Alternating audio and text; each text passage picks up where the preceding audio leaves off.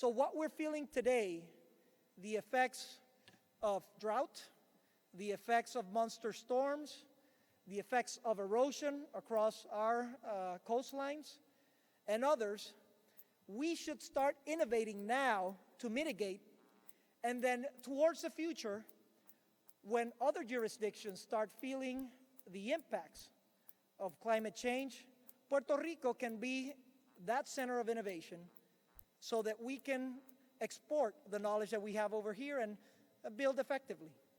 That is why we've made a pledge for Puerto Rico in global climate change. We have pledged 100% of our CapEx funding to resiliency work, all of it. All of the investment that will be done on capital expenditures has to go into building a better, stronger, more reliable infrastructure in future. We have also made a commitment in energy. I talked about this. This is our opportunity to change a system that runs 98.5% on fossil fuels into one that shifts away from fossil fuel and embraces renewables. I foresee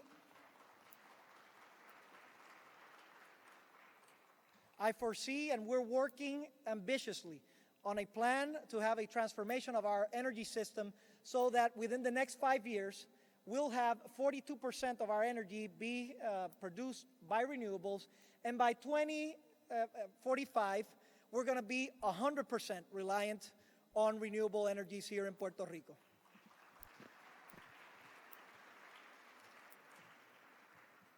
I also see the need for reforestation. We're working on that, a million trees that we're going to be planting. I also see the need for science to be the driver for our decision making and seeing how we're going to work together to make these appropriate changes in resiliency. We're going to change our school system so that they can be adjusted and prepare for these effects. And those are just some of the components that are preparing us to be that resilient innovation spot in all of the region. I also see Puerto Rico as what I'm calling the home of the human cloud. This is very important for us since our future relies on our human resource. Unfortunately, the past decades, there have been an exodus of people from Puerto Rico as well as from other parts of the Caribbean. I see that now as jobs become more geographically independent and moving towards the future, people are going to start looking for places where they would rather live and that they would have a great quality of life and that they could export those services anywhere in the world. Where Puerto Rico right now offers the most competitive export of service treatment in all of the Americas. And by changing some of the chronic problems that we've had in the past, which we're committed to doing so, we can be that landing spot, not only to avoid other Puerto Ricans from leaving the island, to invite those that have left to come back, and more so, to invite other peoples that perhaps had never seen Puerto Rico as a destination, as a prime place to move forward and to progress. And lastly, I see Puerto Rico as what we're calling the empowering state.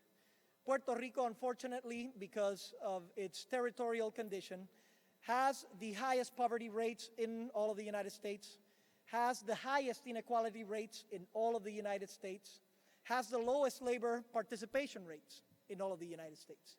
And what we aim to do is start bridging that gap. We need to give opportunities. That is why we've made education reform to give more access to world-class quality education for everybody in Puerto Rico. That is why we've given access to health care for all of Puerto Ricans, no matter where they live, and that they have a choice to elect it.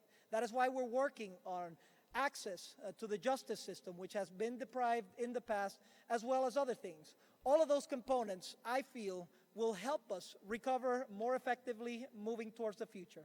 Now, there is an important component in all of this, and it is the resources that we have been assigned to rebuild Puerto Rico.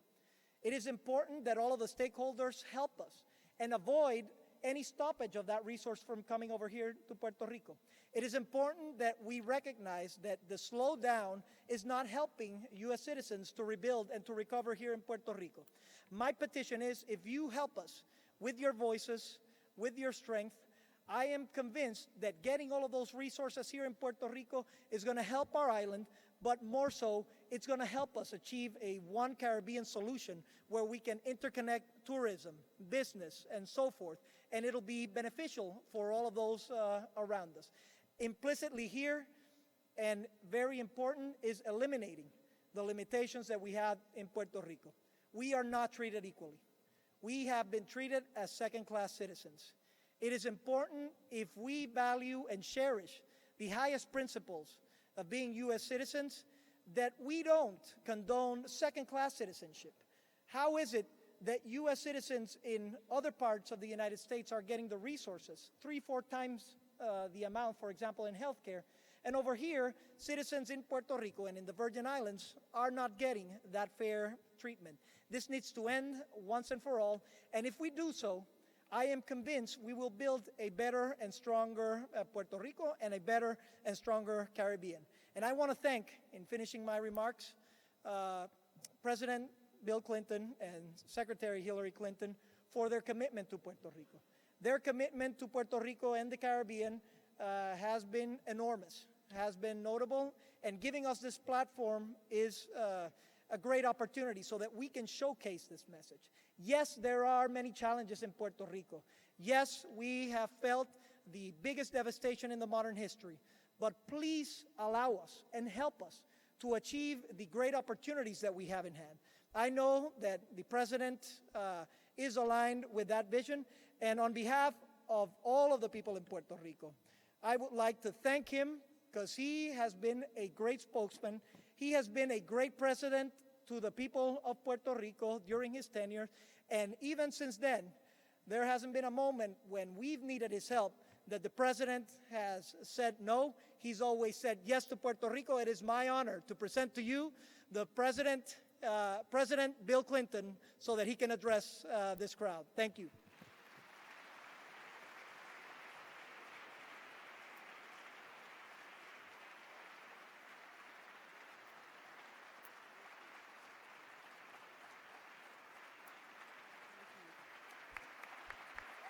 Thank you very much.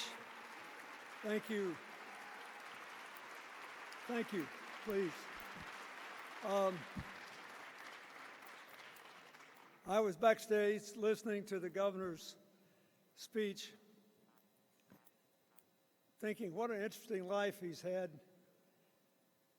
Before he was governor, he went to MIT and the University of Michigan, earned degrees in bioengineering, did advanced stem cell research at Duke.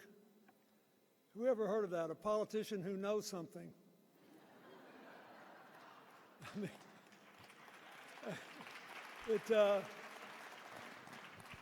it's very important when you're dealing with complex problems, and I wish him well. I was thinking when I was his age, I was a governor, and then time passed. I want to say just a few words. First of all, again, before we get into the final panel, I'd like to ask all of you to join me in thanking our sponsors, IBM InterEnergy, Puerto Rican Manufacturers Association, Swiss Re, Banco Popular, First Bank, Pfizer, and Grupo Ferro-Rangel. Let's give them all a big hand.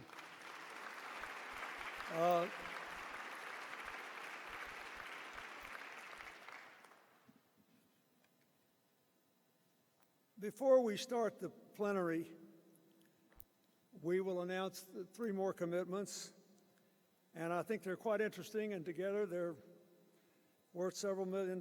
So I'm grateful, but they're inherently interesting, and I think indicative of what we have tried to do. I'd like to invite to the stage Walter Meyer of Solar Libre.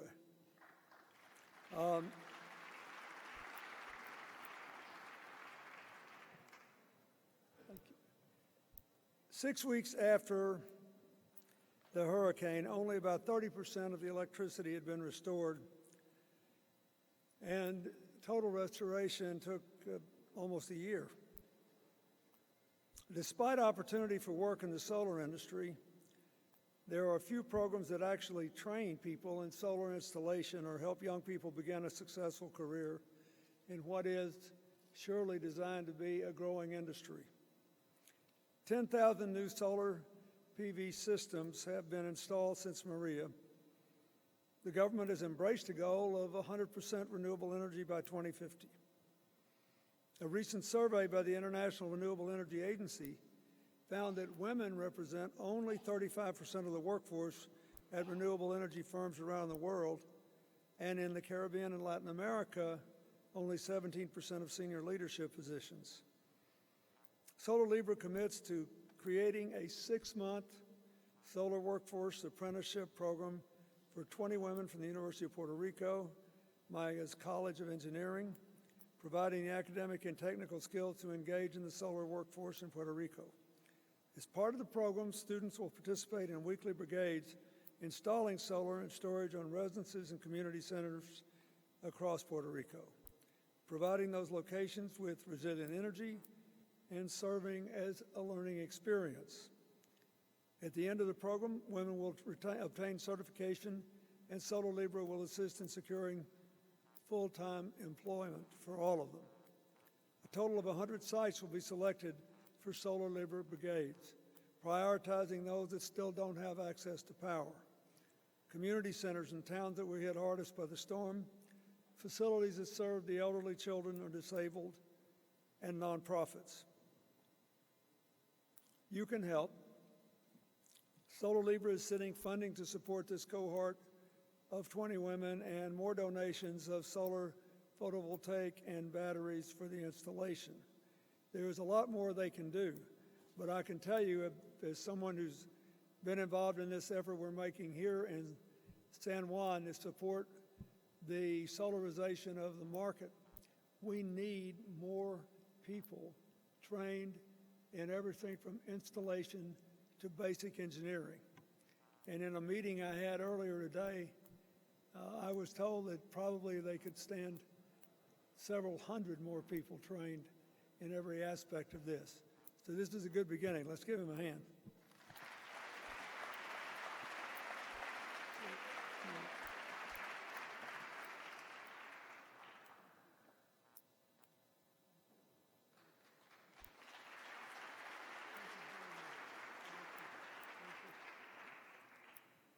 Now I would like to ask to the stage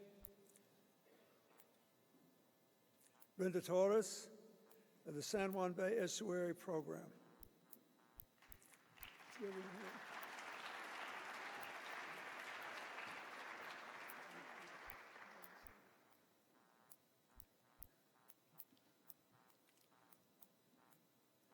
I was at a tree nursery within the estuary just yesterday with all of our guests that came with me. The San Juan Bay Estuary watershed is home to 600,000 residents, 8 municipalities, and encompasses 97 square miles. It includes wetlands, beaches, lagoons, forests, and farmland.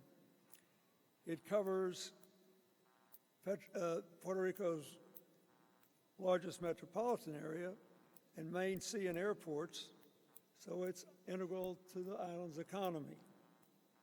The area faces weakened infrastructure and housing, issues with flooding, trash collection, water quality, and environmental degradation.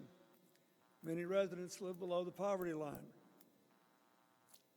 Mitigation planning is a very important part of breaking the cycle of disaster damage, reconstruction, and then repeated damage, and also helping a lot of people to move out of poverty. The EPA identifies watershed planning that transcends municipal boundaries as the most logical framework for water management, making the San Juan Estuary a prime candidate for mitigation planning. To ensure that the estuary watershed and the 8 municipalities that make up the area are rebuilding stronger and smarter, the San Juan Bay National Estuary Program and its partners are committing to develop a comprehensive mitigation plan. They will conduct a a diagnostic analysis to look at how the watershed resources and communities were impacted during Maria, and generate specific proposed actions. After the analysis, Estuario will bring together municipal and public officials, private and nonprofit sector partners from all 8 municipalities to coordinate and plan the strategy. As part of the planning, the group will identify 3 community centers and transform them into resilience hubs by making infrastructure upgrades such as installing solar panels or desalination systems. The hubs will be available to be used by communities after the emergencies as well.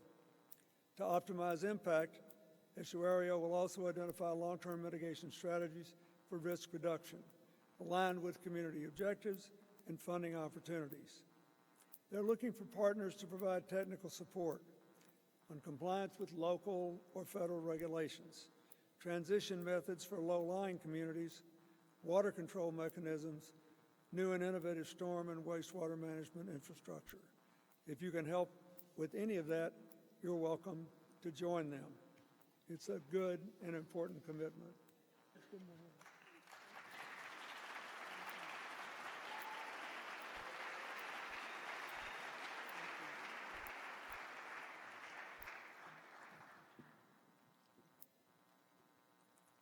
Now, the final commitment I'd like to ask to the stage, Christine Scanlon of Keystone Policy Center, Julia Kelleher of the Puerto Rico Department of Education, David Bogatti of WorldNet, Emilio Colon, the Construction Association of Puerto Rico, and Jose Gonzalez of Marriott.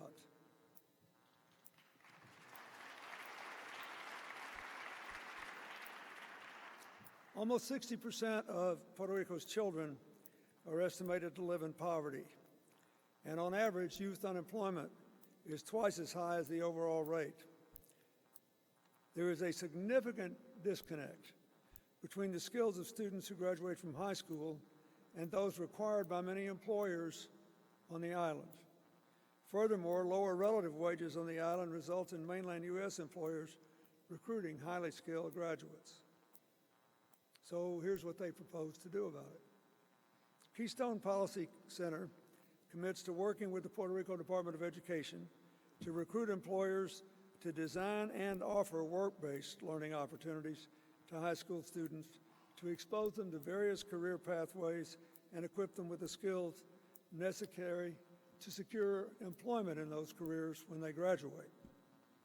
Some of the first partners in the initiative include Marriott, WorldNet, EngineWorks, International Restaurant Services, and the Construction Association of Puerto Rico.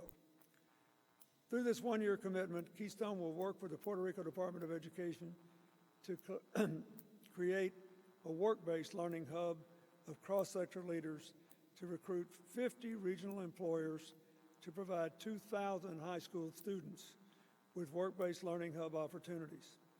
Keystone will also help employers build capacity to participate in the program, and the partners will launch a web portal to share available opportunities. Some of these organizations are here today, as you noted, and they've already committed to create jobs for young people.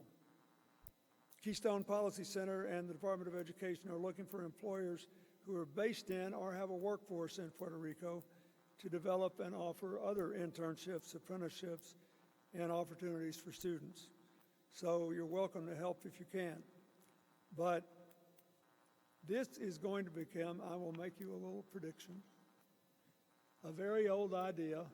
Apprenticeships dressed up with modern technology is going to become one of the most important factors in lowering the discrepancy between youth unemployment and the regular unemployment rate, as there will be a shortage of workers in areas for which they are not currently trained when they get out of high school. We're going to have to go back to apprenticeships designed for the 21st century that really do work to give young people something to look forward to and to be a part of. And I am very grateful to these folks for leading the way.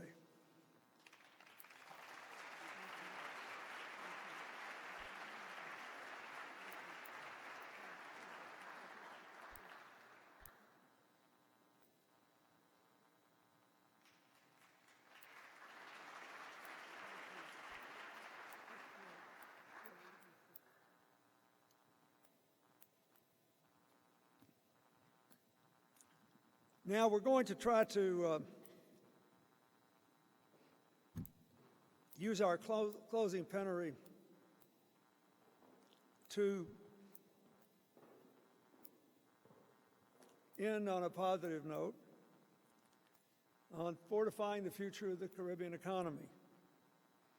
We'll focus on how to create economic expansion that is inclusive, sustainable, and diverse. And I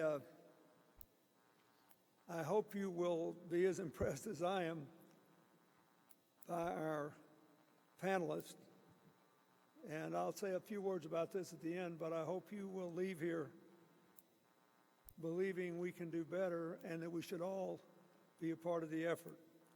I would like to invite to the stage the Prime Minister of Barbados, Mia Mottley, the newly elected Governor of the U.S. Virgin Islands, Albert Bryan, the Executive Chairman of Banco Popular, Richard Carrion, and the founder and CEO of Puerto 151, Sophia Stolberg. Let's give them all a big hand.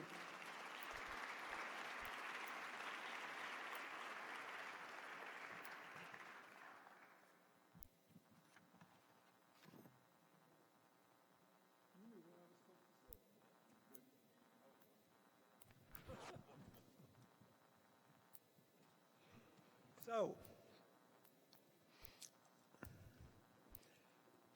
let's start with a general question, and you can all say whatever you want to say, and then I'll follow up. But the economy of the region is estimated to grow 2.1% in 2019.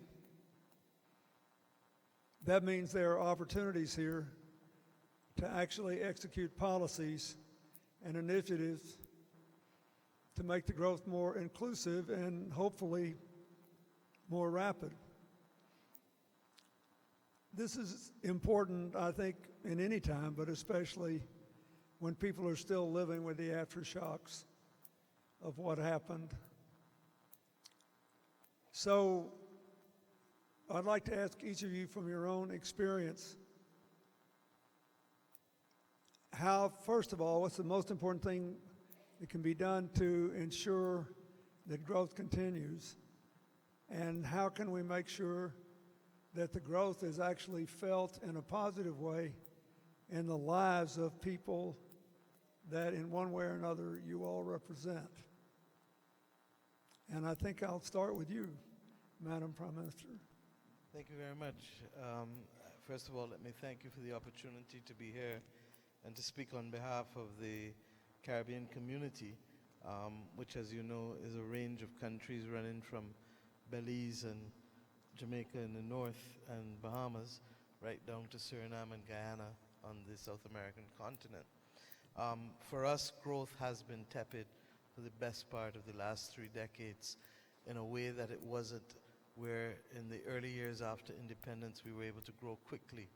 Part of the difficulty has been a number of the obstacles at a global level that we've had to confront, from trade liberalization and WTO measures, restructuring of domestic manufacturing sectors, environmental challenges, and those have become even more and more of concern because what they've done is to displace much of the growth that has taken place.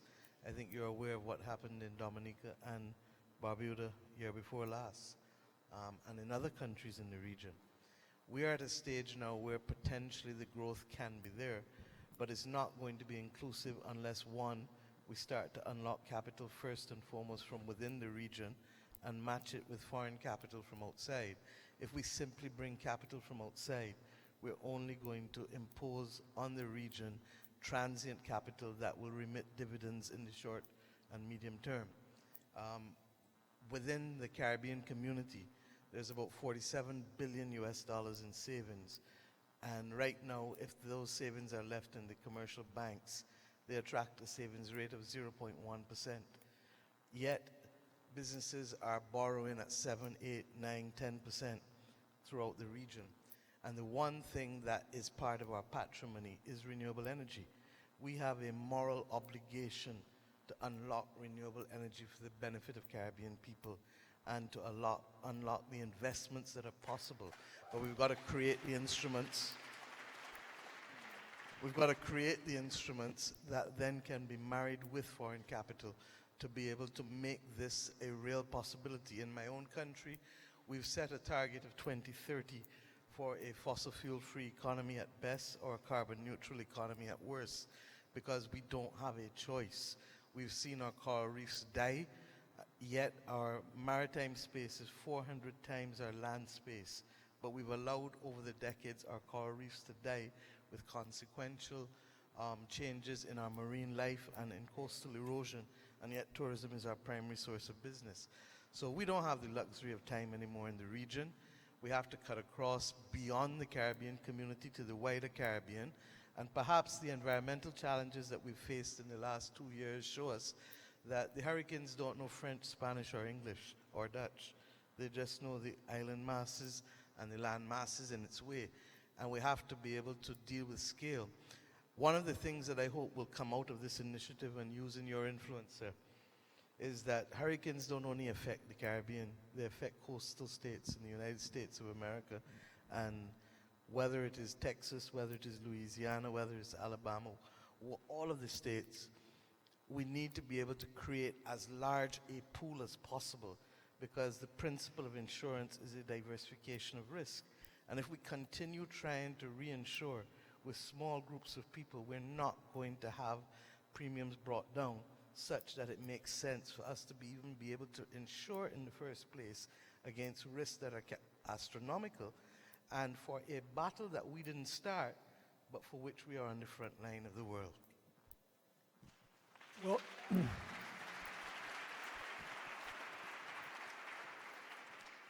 as usual, you have something interesting to say.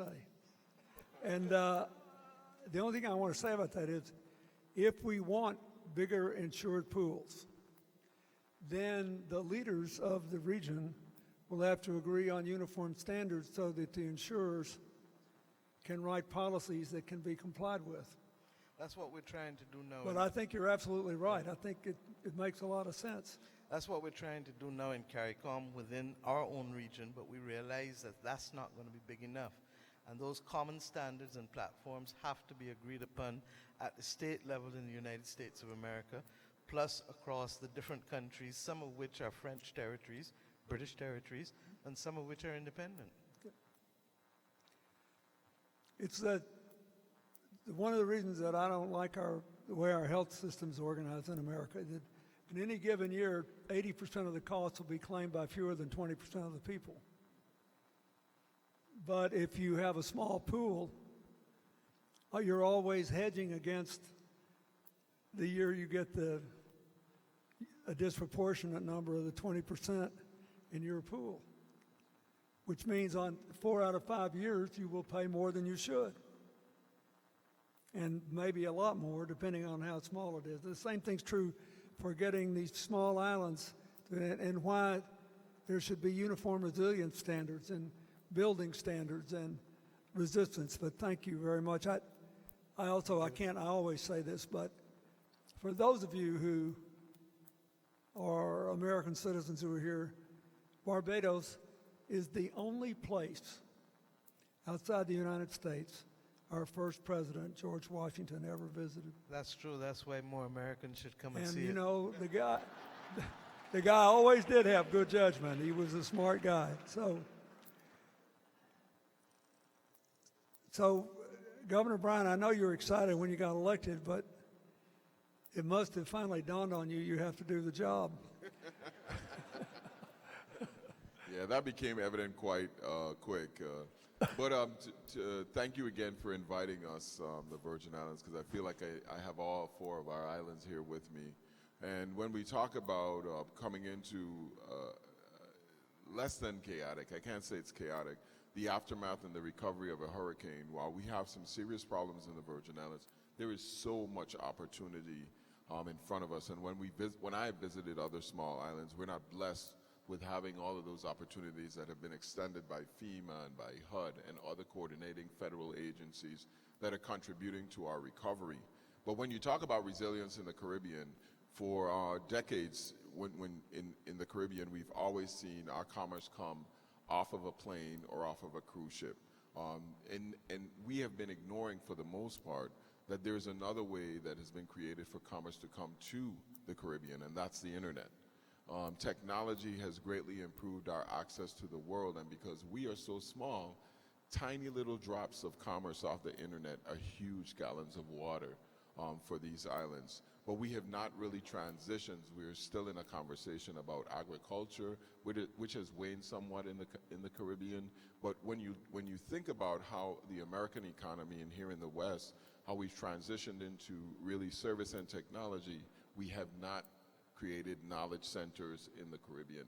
We have not invested in the kind of way that drives innovative thinking that are going to create the kind of intellectual properties that are going to drive revenue for years to come. The other thing that it builds resilience, it takes years in order for you to get a hotel back together, or for you to get an attraction together, or for you to reestablish cruise line routes. But immediately after a storm, if we wire our communication system properly, you have immediate commerce. People are able to communicate. You can find people more easily in a storm. Those are the things that we want to do. We want to make people realize that while we spend millions and millions of dollars developing athletes, they work for people like Mark Cuban, who has created an idea and generated tremendous amounts of income. If we have in the Virgin Islands some of the largest connections. We connect North America and South America with fiber optic cables, and we have a tremendous opportunity to build a virtual network there that can drive e-commerce, do data storage, but we don't have the people. And the good thing about our island, especially St. Croix, is that we lost so many people in the last 10 years, whether it was the downturn in the economy, the loss of the oil refinery, or the storm, that we have the room for expansion. And as we're usually pretty leery about people coming to the islands, but if we have the ability to attract earners, and you talk about the good part of the global warming, the good news is that it's negative 27 in Chicago now. People want to be in a warm place. And we have that. And if we have the amenities that support them in that warm place, that's a huge opportunity for us to not only grow our economy in terms of people who are participating in local commerce, but people who are bringing in revenues and providing services to people worldwide. And that's the way that we're pushing. So we're investing in our education systems that are being rebuilt, and then making sure that people feel comfortable on those small islands with the healthcare and infrastructure support that we need. Thank you. Richard, what are the main positive prospects for small business in the aftermath of all this? And what's the role of the banking sector in? Well, first of all, thank you, President, for having me here. It's truly an honor to be on this stage. And I'm happy that we're talking about the Caribbean.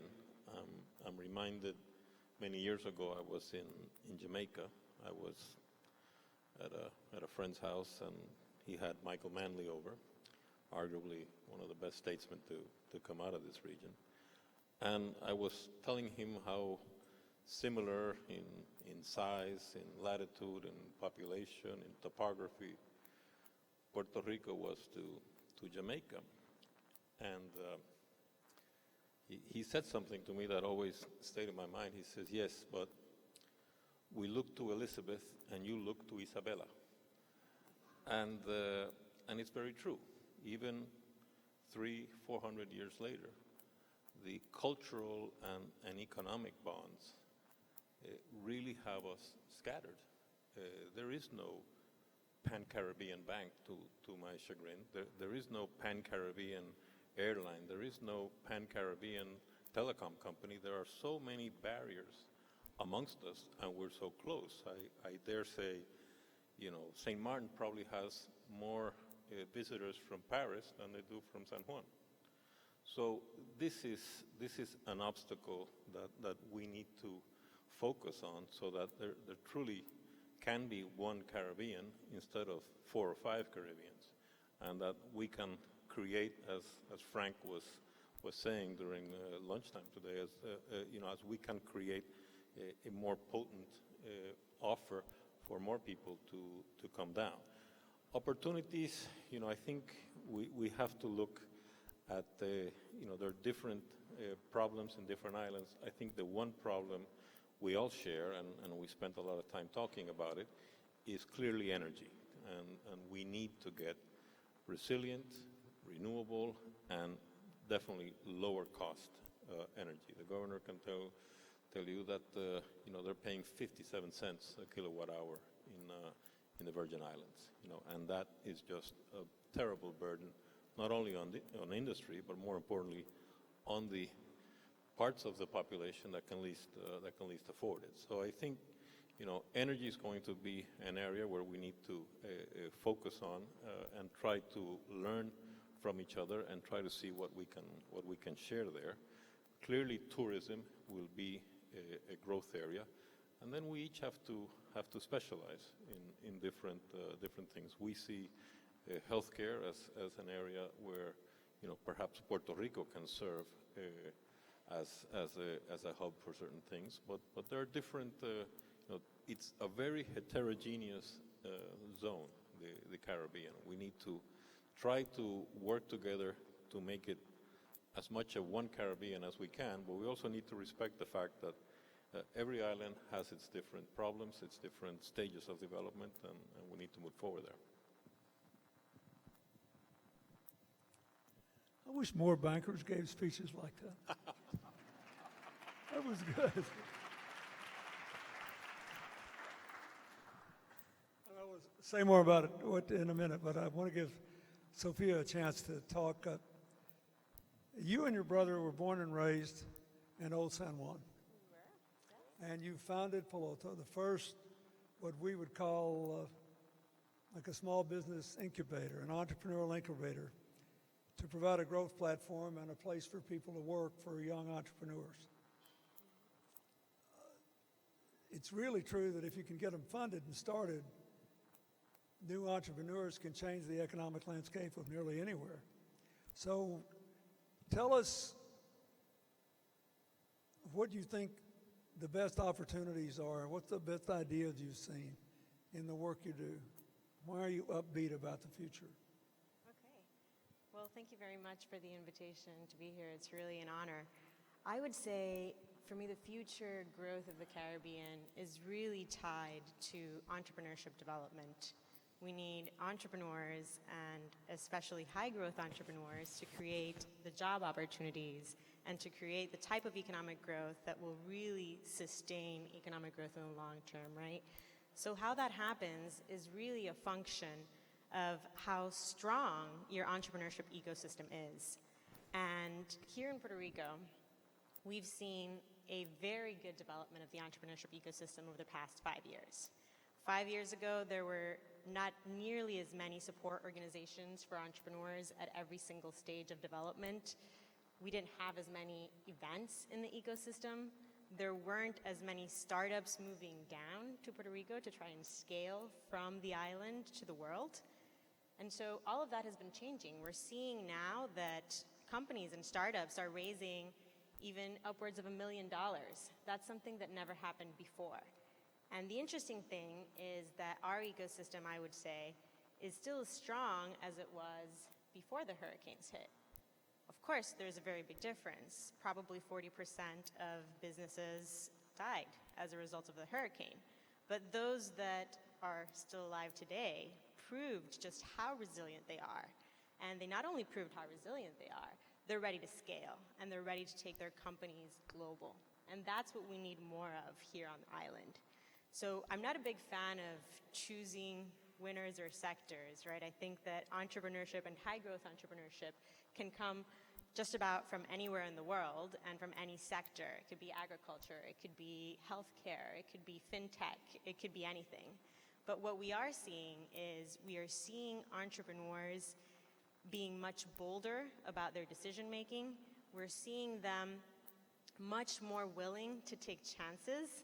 We're seeing them betting on new opportunities and obviously on new technologies in terms of clean energy, in terms of blockchain, in terms of telecommunications. And what that's happening in our ecosystems here in the Caribbean is that it's providing a test bed as well for this type of next generation technology, which we didn't have before. We have a unique opportunity to be that testing bed for hurricane preparedness and for resilience moving forward. And there are a few key sectors where we can really, as a region, as an entire region, take off and provide world-class entrepreneurs in these areas. So I would say that I'm very keen on enabling everyone to become an entrepreneur, of course, to providing the kind of support at every single level that allows entrepreneurs to not only start a business very early on, a micro enterprise, but also to continue growing along that pipeline in order to create that high value and to create the jobs that we want them to create. And I think that the timing is now. It's never been a better moment to be an entrepreneur. Are the people you house and start off, are they more likely to get a very small loan than people that just walk up to a bank cold turkey? Financing is hard in the Caribbean. Richard will be able to tell you that, right? Traditional financing is hard. But for the first time, we're seeing a lot of different angel groups forming, a lot of investment coming down to the island to, of course, take advantage of the tax incentives, but also to take a look at our startup scene. And that's a really good sign. When you What's have the average loan, would you say, for the people that go through your program?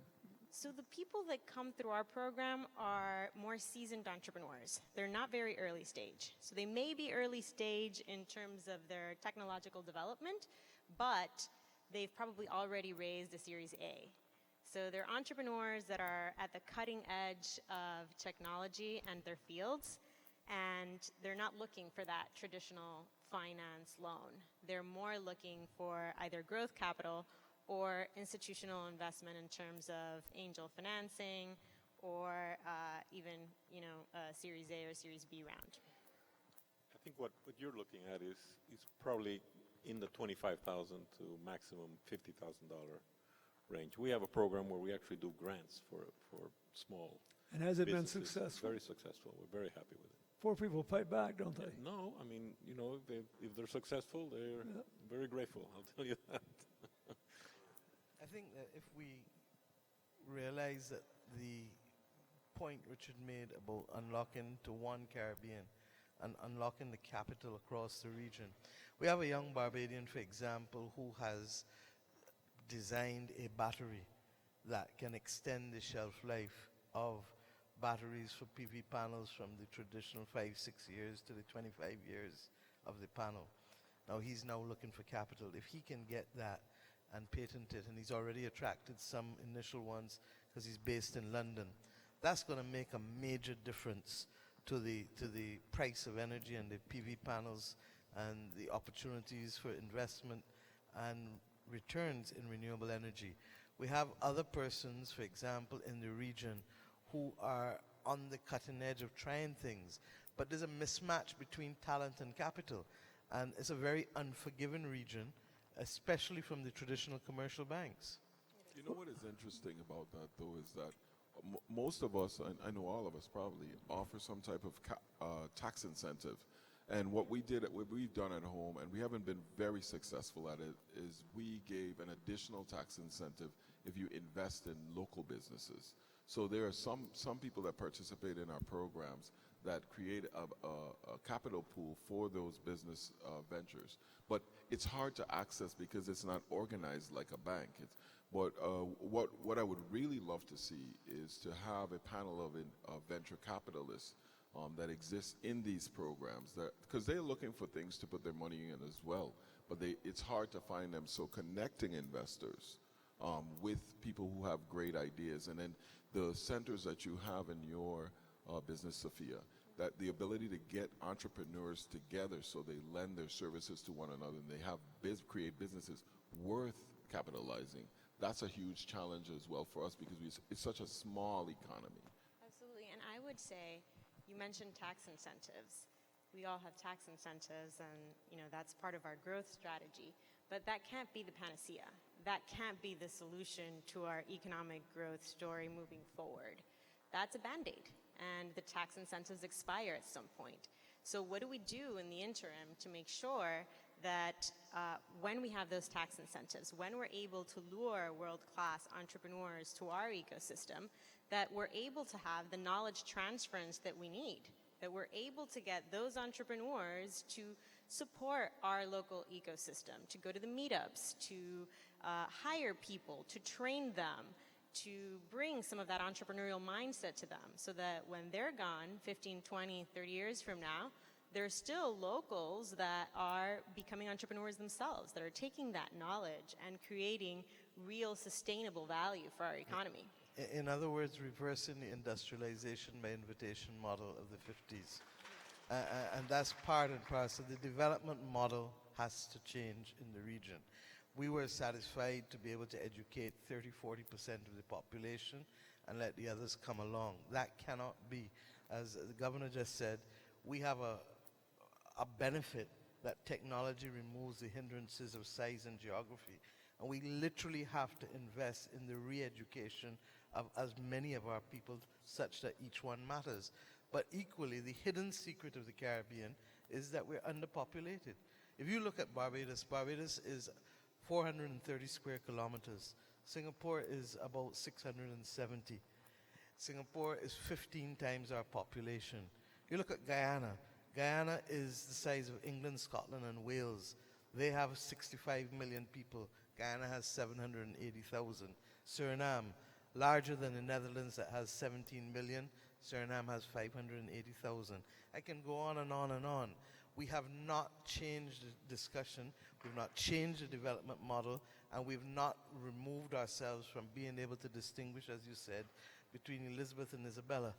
And therefore, that colonization of the region has put us on development paths that has not maximized our economic resources in the way in which it can. And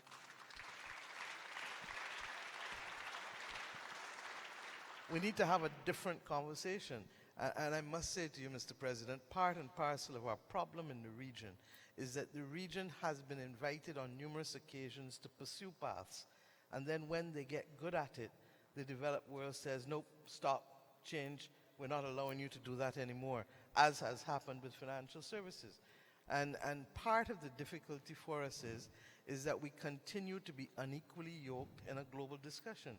We have finance talking to treasury, state talking to foreign affairs, security talking to security, but leaders don't talk to each other.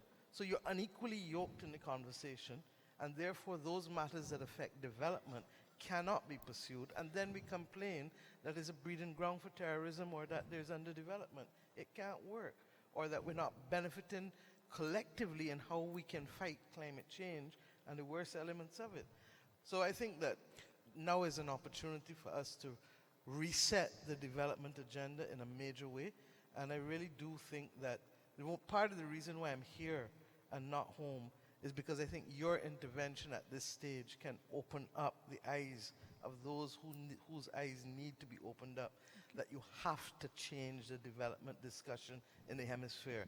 And what is happening in Venezuela is just another example. We are neither for Maduro or against Maduro. We are neither for Guaido or against him. But guess what? We stand to suffer if there is foreign military intervention in Venezuela tomorrow. And even though we talk about the humanitarian crisis, which we know is real, the bottom line is that there are still 26 million people who have been left in Venezuela after the 3 million have left.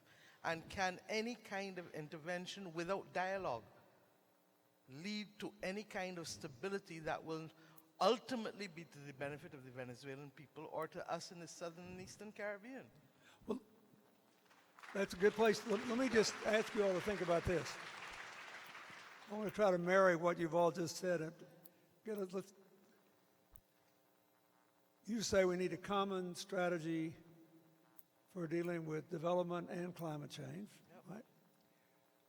You say we're still caught between Elizabeth and Isabella. It's actually more complicated than that. It's like a fractured mirror. I mean, one of the things I've tried to do for a long time is to support anything that would bring more green energy to the Caribbean because you have the highest electric rates in the world, and it's insanity.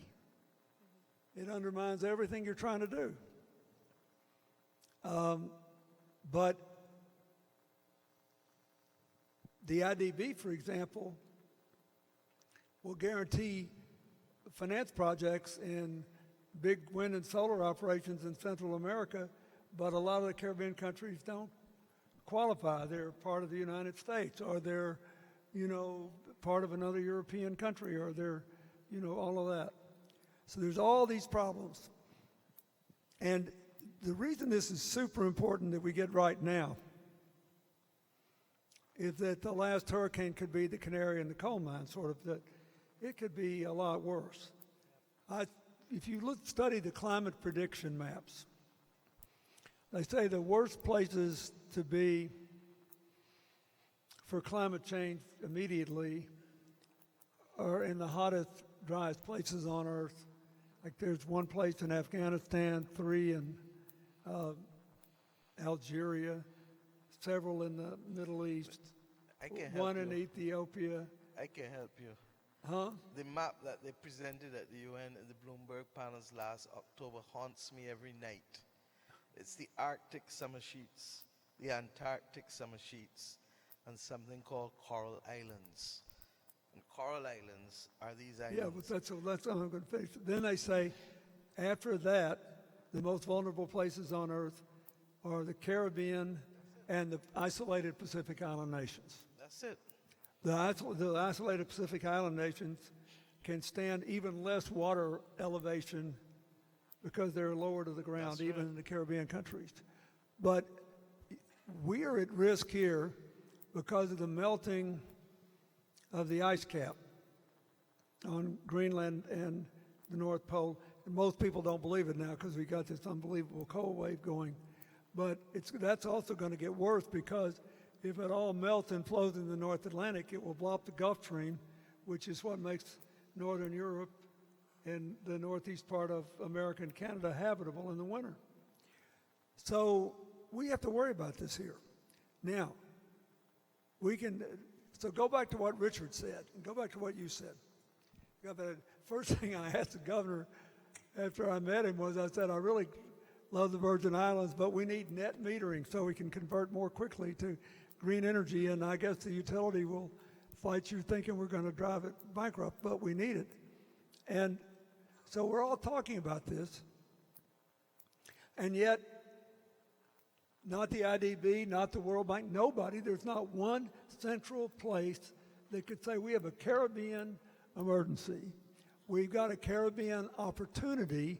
And we don't even need a lot of money. We just need loan guarantees to keep interest rates down to make sure that we can make this transition in a fast way. And so Richard just said the same thing. And we need some sort of common market. You say there's not enough people here. I agree with that, by the way. And this is why I'm at odds with some people in the United States on this immigration issue. Our birth rate among native-born Americans is down to 1.8 children per family. That's below replacement, just like every European country. And the one thing that happens, on balance, this is a good thing, but it's something we have to think about. In every place in the world, once you get all the girls in school and the women in the workplace and the standard of living reaches X%, the birth rate drops. So we don't want any more immigrants? I don't get that. So you forgive me, but we're all going to face this, but there's a potential to grow here.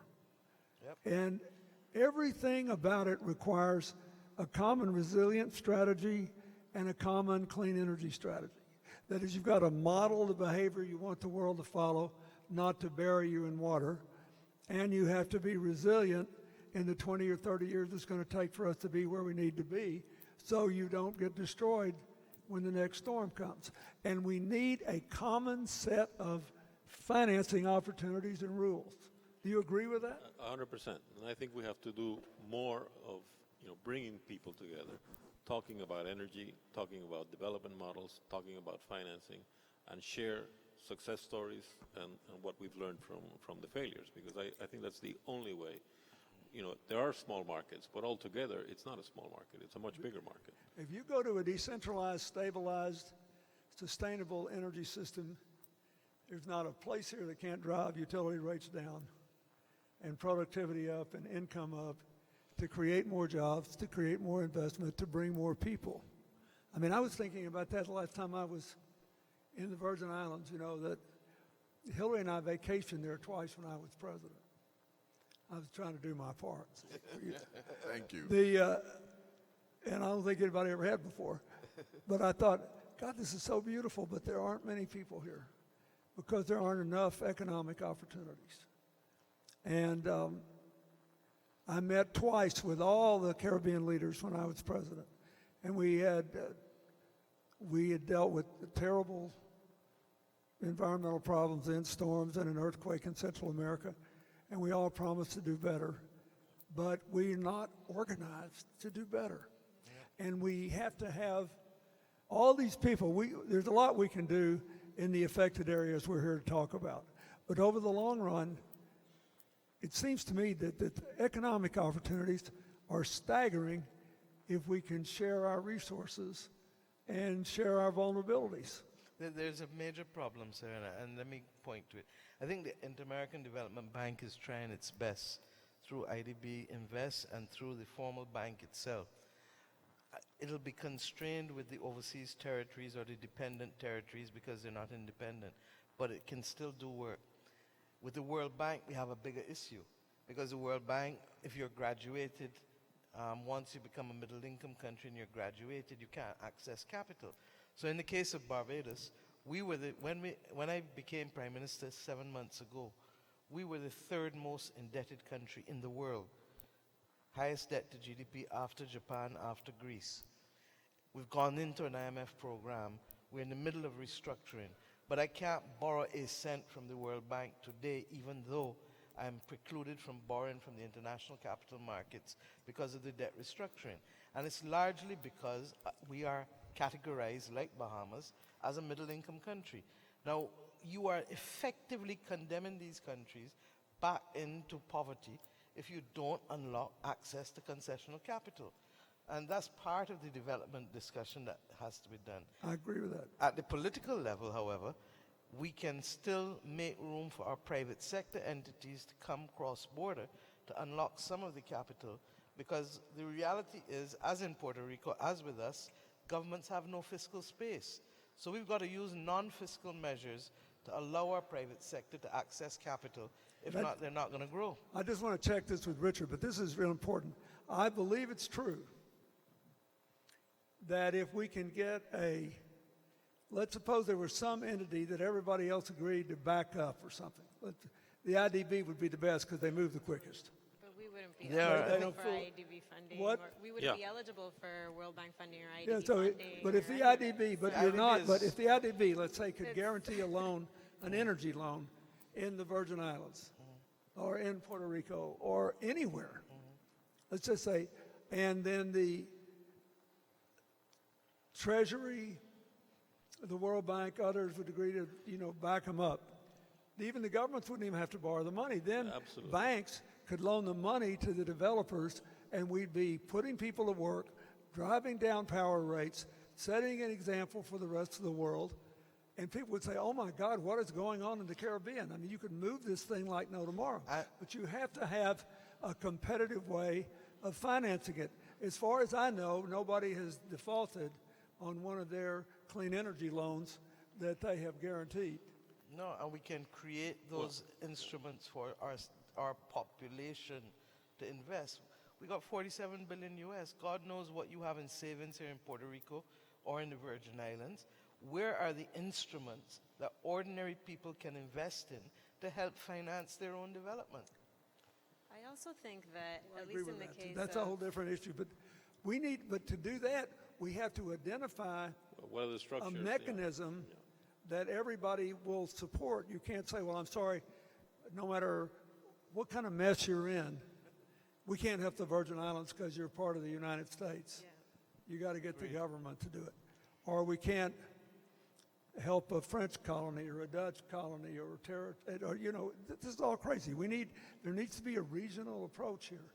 And the amount of money we're talking about is peanuts. This is all legal and political gobbledygook stuff. I mean, it's just not that much money. I think the other thing that comes into play, though, I mean, especially for us in Puerto Rico, there's a distinct difference between the big island economies and the small islands. I mean, Puerto Rico has 3 million people, so they clean up on economies of scale. And now when they have the we discussed for a long time having an interconnectivity as far as a cable to Puerto Rico, not really for power supply, but for power resiliency in the case of a storm, just like we just had, and being able to get our rates down a little bit and having the disruptions. But when you talk about going to Tortola and Anegada and Virgin Gorda, they in the BVI, there's so much loss because you lose these economies of scales when you're going from this small island to a small island. It costs us incredible amount of money to have the infrastructure set up 3 times the same infrastructure that would probably serve, to your point, 2-3 times as many people on each island. So that's killer for us. And then when you go to foreign, non-U.S. Affiliated islands, it's a whole other thing again. So the beautiful thing about the Caribbean is that we are so diverse, right? But there's less that separates us culturally, right, from island to island than the people who visit us. And that is part of the barrier of getting together, because the Spanish Caribbean is a whole other entity. And most people from the Caribbean don't realize that there are more Spanish-speaking people in the Caribbean than there are English, because there are more English islands, but the Spanish ones are bigger. I mean, if I'm here to Haiti, which suffers from such poverty, and Santo Domingo, there's not that much space either, but there's no connectivity between these 2 islands. I think we have to work again on these kinds of pan-Caribbean solutions that will break down these barriers. What you suggest about a financing, I know IADB would love to take that role. They just can't. I mean, I know the head of IADB. He's my colleague, he's my friend, and I know he'd love to do that. But if we can focus on that problem, that's one structure. The other, probably energy, is probably the area where we most need to collaborate and learn from each other.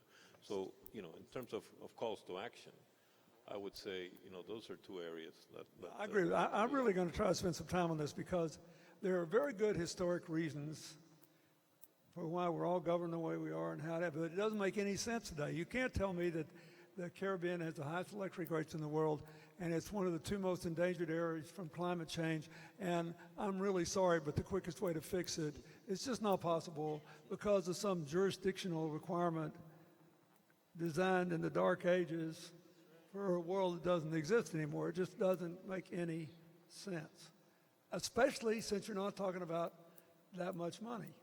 If you look at all the money these groups are pushing around here, this is peanuts. We're talking about mostly loan guarantees for private investors that will lower power rates and make them money. This is crazy.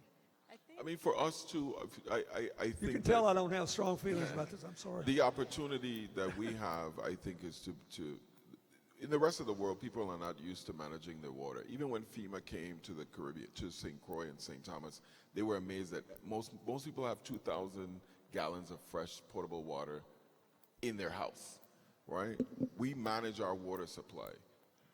It's crazy to somebody who lives in Ohio or Michigan or someplace, or Florida, to think that you would manage all of your water supply.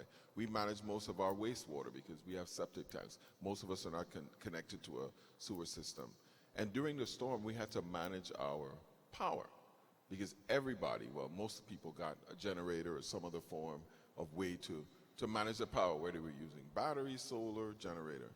Well, we need to incorporate that. You talk about building resiliency. We need to incorporate the management of power into the building of our homes and our buildings, so that it's a natural thing when you're building a home, so that you have your own power supply. Maybe not 100%, but at least 50 to 60%, because that is what you create wealth with in the Caribbean. You not only create resiliency, but you create that less dependence on that main power source. If we have that in a way to put people in homes affordably with their own management of their power, we have jumped incredible hurdles.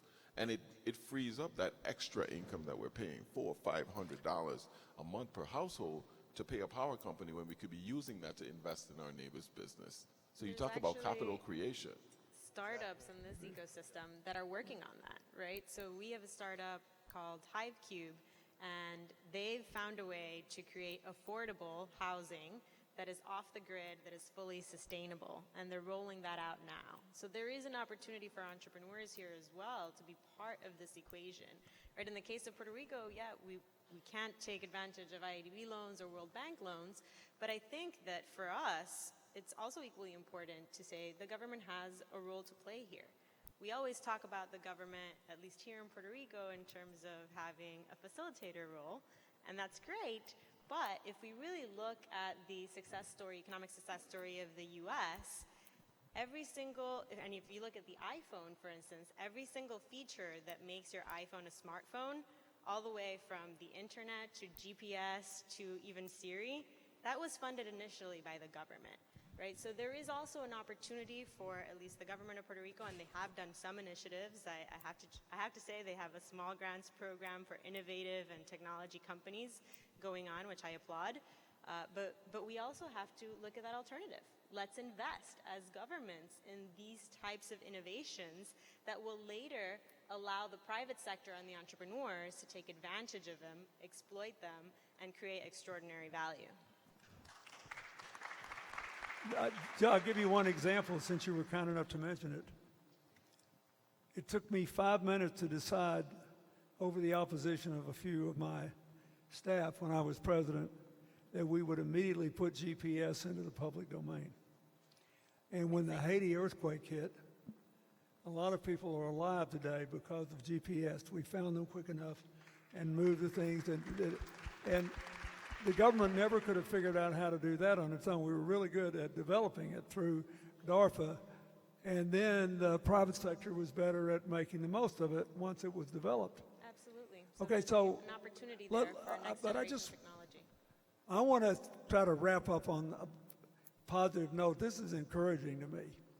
I've been to these meetings for years, and some of the stuff that's been said today has never really been said with the level of passion and conviction that I've heard it before. But so tell us about your sustainable project. And if people here wanted to help that project, how do they find out about it? Just give me a summary of what you just got through saying about that, one of your exciting entrepreneurs. Yeah, so we really are more of a co-working space than we are an incubator. We have all sorts of entrepreneurs at Piloto 151, and they're all united by the fact that they want to be high-growth entrepreneurs, and they also want to support their communities as well. Right, so that is great news. But one of the other things that we do is we also have a coding boot camp. So we're the only coding boot camp here on the island. And I think that even as a development strategy, it is supremely important that we start developing more tech skills in our local community. That's where all the highest demand is. It's where all the high-paying jobs are. It's the type of job that you can do remotely from anywhere in the world. You just need the connectivity, right? So if we get at least the connectivity right, then you can really do tech work from any part of the world. And I think that what we really need to do is capitalize on the fact that as a region, we are very diverse. And guess what? There's a huge diversity problem in the tech industry in the US and the world.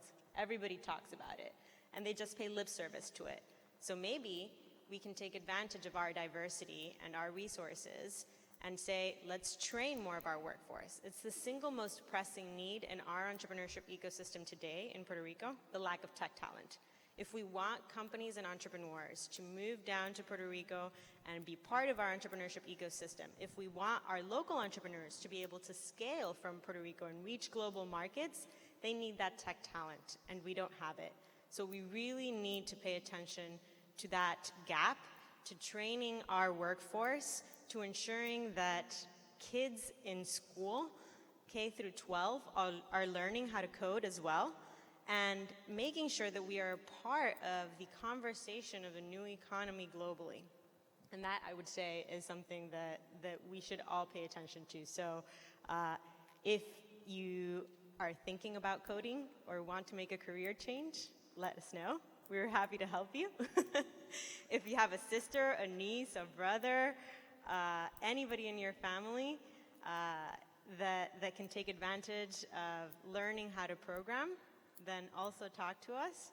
But I really do think that this could be a door to further economic development for us.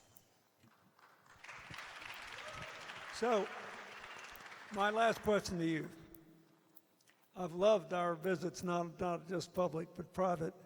Suppose you and I were 30 years old at this moment. Go figure. I would make a pact like Faust for that one. So, you're 30 years old, and you're on the other side, but you know what you know now. And you're on the other side of the bank, that is, you're looking for financing. You could do one thing that you thought would both make a lot of money, but would create a lot of jobs, empower a lot of people, and contribute to the future of Puerto Rico. What would you do? If you had to decide today to do one thing, what would you do? What kind of business I would be in, or probably tech, probably some kind of a startup in tech, or something in the tourism area right now.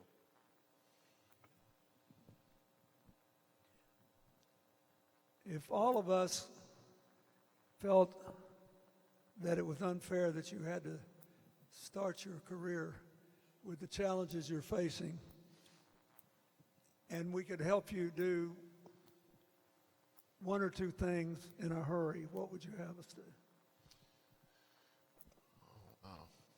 There's so many things you could do. For me, I think what we need right now are good people to help us rebuild our territory properly.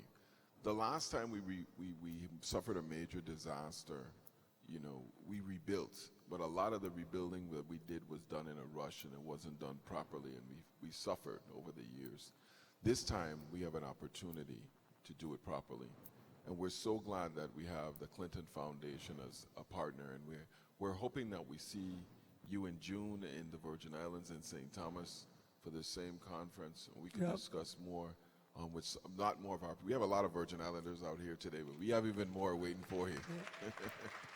I want to thank everybody here from the Virgin Islands, especially our friend Tom Secunda and what Bloomberg's doing. They put all these people on the ground. It's great, but I hope I can be there. I expect to be there. But it wouldn't take that much to get you in a position you could do. But I'm glad to hear you say building back right, because I remember the first time when I went to the Virgin Islands after the hurricane, I saw there were two solar fields, and they were both carefully built sort of in little vales like this, below the hillside, and one of them was totally intact and the other was a total wreck. And you could say, well, it could be just the luck of the wind, but it was also clearly the difference in somebody thinking about, how do I do this absolutely right? So, because this thing's going to happen again. We all got to grow up and face it. This is going to happen again and again and again. So resilience planning is going to be really important. And one of the things that I learned after Katrina hit America is that I would never have anything to do with anything in a weather zone again without deeper pilings, right? And the right sort of insulation and the right sort of a thing. You may not be able to, you can't protect 100% against any natural disaster that's strong enough, but you can do much better. I was glad to hear you say that. We changed our codes after getting two major disasters in 10 years. And those changes that we made, the homes that were built since then and have adopted the code, they were all right. We're suffering from the 60-year-old and the 40 and the 50-year-old damage. Schools that were built in the 50s and 60s and the 70s. So, If we do it right, we'll be good for another 50, 60 years. It's also to get the right materials and all that, particularly if you can make more of it in the Virgin Islands or with a partner here or somewhere else, it creates a lot of jobs. We make rum and oil now, but we're willing to try. Yeah. Okay, you're the senior government official here, and you've given us a lot to do. If you were the Queen of the Caribbean, She isn't? she I do will not be. aspire.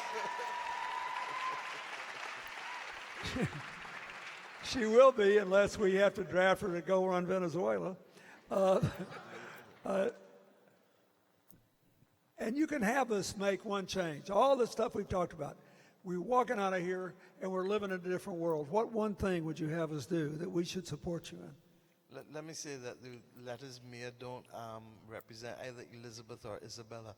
So there's no royalty in this. We need to talk. It sounds simple, but we need to talk. We don't talk. We don't talk across countries. We don't talk across islands in the region. We don't talk across governments. And as I said, people are unequally yoked. And at the end of the day, if things matter, we solve it. If they don't matter or we don't know about it, they remain a problem.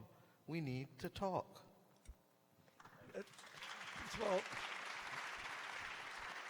do not underestimate this. I mean, I hate it when people like me, feeling full of passion, act like, you know, how dumb were our forebears not to do this anyway.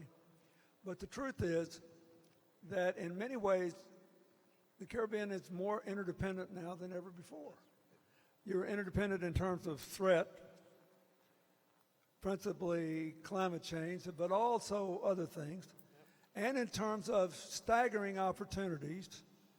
And neither the threats nor the opportunities can be properly faced without much higher levels of cooperation than the current levels of organization permit.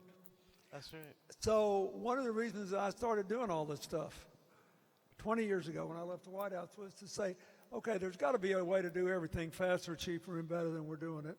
And instead of just whining about it, why don't we just show up and go to work and see what happens? You push enough rocks up the hill, you eventually get to the top of the mountain. And so I think what you've said today is really important, but I hope when you all leave here, you will realize that what the Prime Minister has said is true. We have left behind the hard work of organized cooperation and communication. And so now you've got a set of island nations and territories organized for a world that no longer exists, trying to live and guarantee their children's future in a new world where the shared threats and the shared opportunities are far greater than ever before. And while we're waiting for better, big structural changes to be made by others, we can go along, each with our little repair kit, and do our part to ensure greater talking and action about the threats, greater talking and action about the opportunities.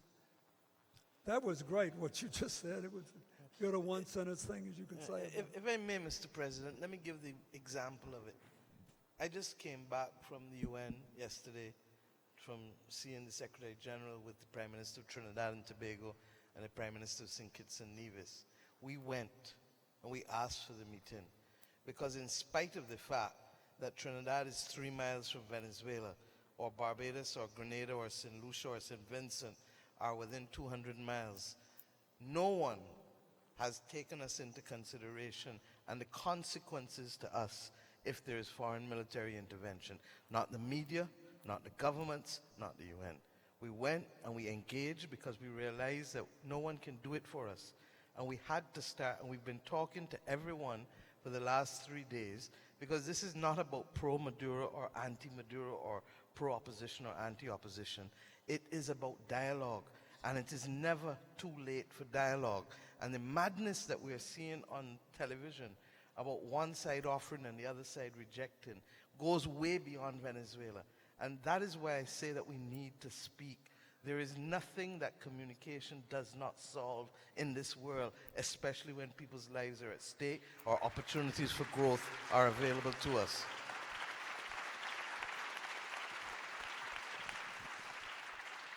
I think that's a good way to end. Thank you. You know, remember, this is my sort of constant mantra, so I'll bore you to tears if you've heard it before.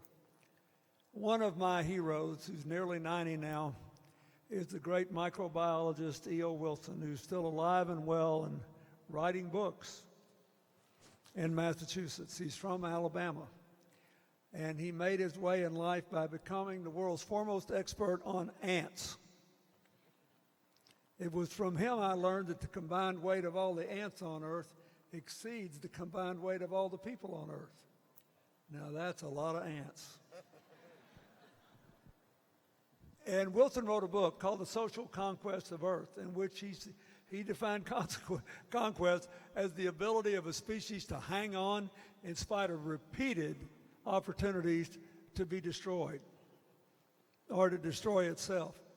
And he said the most successful species that have ever existed in the whole history of not human life on the planet are ants, termites, bees, and people.